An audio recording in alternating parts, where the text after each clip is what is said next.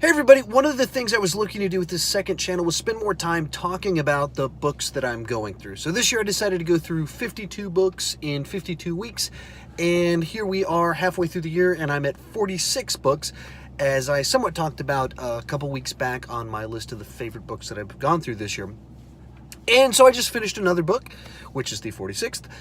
It's called You Are Not So Smart, so I want to talk about it a little bit. In the book, it's all about cognitive biases and logical fallacies. Each chapter of the book, there's I think 48 chapters in the book, and each chapter covers either a logical fallacy or a cognitive bias. And what I mean by those terms is there these different ways in which either we process the world around us incorrectly or in a biased way that we're not fully aware of. So those would be cognitive biases. So, for example, confirmation bias is a very common, very important cognitive bias that we all need to be aware of.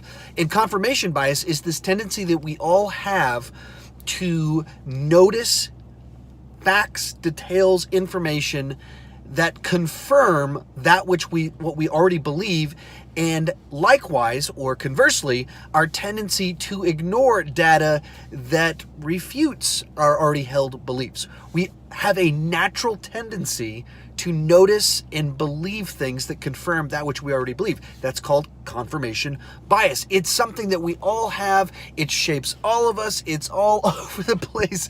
If you watch any cable news TV show, if you get involved in any sort of YouTube debate, you just see this stuff all over the place of people that just only see things through this kind of grid of their own world. Well, this book has 48 of these types of different things. And so that's a cognitive bias. And then there's logical fallacies, which are just all the different ways in which we make arguments that are so bad. And I've never even formally taken logic. I've just kind of looked into it quite a bit to try to make better arguments and notice when people are making bad arguments. And so much of what you see on news, on talk radio, on Twitter, or in the comment sections on YouTube, it's just logical fallacies. It's people that have constructed a worldview based off of various cognitive biases and then using logical fallacies to try and prop themselves up and topple everybody else down. And this book, You're Not So Smart, goes through 48 of these different biases. I personally think that this is a book everybody would benefit from reading. Of the books I've gone through this year, this is easily the one that I think everybody should read. When you graduate high school, when you graduate college, you should be required to read this one. If you want to vote, you are required to read this book before you vote. If you want to join YouTube to get in arguments with people, you got to go through this book. Just because if we could all just acknowledge our own faults, you can't just remove the cognitive biases. You can't suddenly have an objective standpoint by reading a book. No, we're all going to be biased. Talked about that a couple weeks ago. But acknowledging the faults of our logic, acknowledging the faults in the way we process the world, the way our memory works, it gives us a common ground. It gives us a certain level of humility. It gives us a starting point to have conversations. So much of what we do is just so ignorant, so silly the way we have conversations.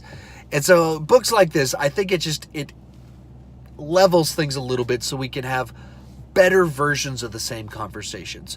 We can have smarter versions of the same conversations and possibly actually start to understand each other a little bit better, make actual progress, and instead of trying to have the dumbest version of every conversation, we can actually make some progress by having a slightly smarter version, a slightly deeper version of these conversations that we're going to have. So let's do it right. So I highly recommend this book that you check it out. Very practical in the language that it's written. It's written like a person talking, that you actually know. It's not written like a college professor. And so that's one of the things I loved about it, is that, it's real people talk. The examples are things that you can understand. It relates to real world things. It's not textbooky. And so yeah, this is one I highly recommend.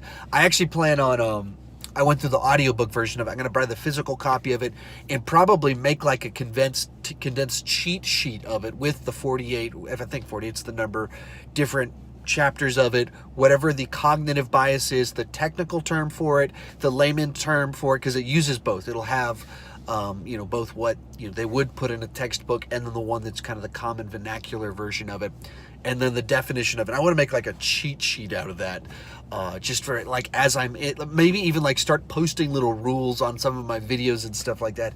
Here's some logical techniques to help you sound less stupid when you attack me or as we talk about this stuff. I want to do something like that. I'm even thinking about making some videos on like